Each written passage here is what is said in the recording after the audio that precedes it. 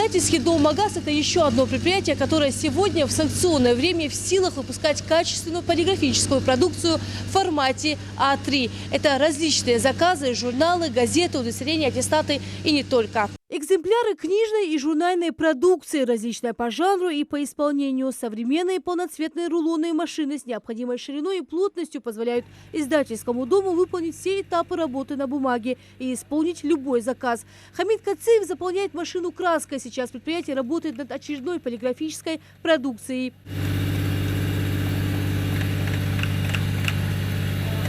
В приоритете качество печати. Рулонный станок заранее заправляют необходимым маточным материалом, который красивым шрифтом и цветом заполнит будущий журнал или газету.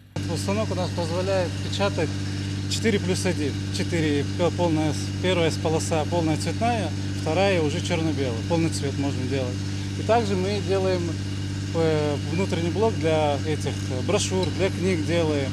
На этом оборудование есть, которое последнее приобрели мы. На сегодняшний день мы можем выпускать, значит, полностью всю бланочную продукцию, газету в цветном формате, значит, ну, буклеты, журналы, ну, все необходимое, полиграфическую продукцию мы можем полностью выпустить. У нас в планах есть закупить новое оборудование, идут переговоры, и, значит, хотим этот фактор 90, есть такой аппарат, печатный станок, ведутся переговоры с Полиномом, город Пенза, и все у нас разработки. Заказы бывают самые разные. Современная листовая машина позволяет сделать красочные обложки, мелованные со специальным покрытием, глянцевую, на ватмане, а также переплеты. Сырье полностью отечественное. Все необходимое для работы закупают в регионах СК и ФО. Это Ставрополь и Кабардино-Балкария. Поэтому санкции особо не отразились на производственном процессе полиграфического комбината. Тиражи мы можем пропускать за смену около где-то 40 тысяч, 50 тысяч А2 формата бланки.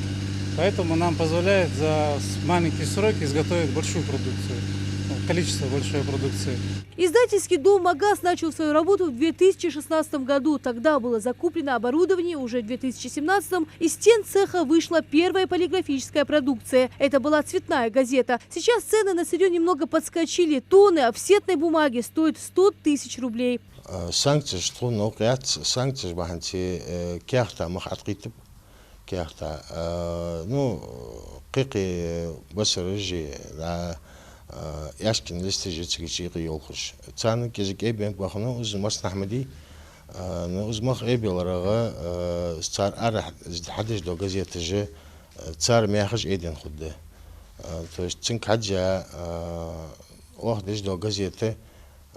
نيقع استجشر حداية اللي هذا دعوة خوية زوجة كياخد حداية زوجة مجتمدي но язык мукану дешевле худая хрецо. Чаще всего продукцию здесь заказывают государственные организации республики. На предприятии успели поработать с большим объемом ответственного заказа за короткое время. Какой заказ поступает и в полном объеме мы выполняем.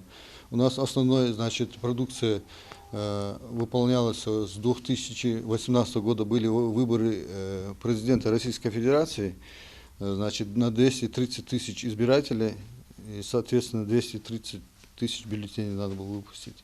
То есть с такими нашими мощностями, значит, мы этот заказ выполнили в течение 3 дней. Помочь отечественному производителю может каждый из нас. Продукция России ничем не отличается от зарубежной. У нас есть все возможности и промышленный потенциал поддержать экономику страны. Рина Цычоева, Асхаб Белакиев, Новости 24.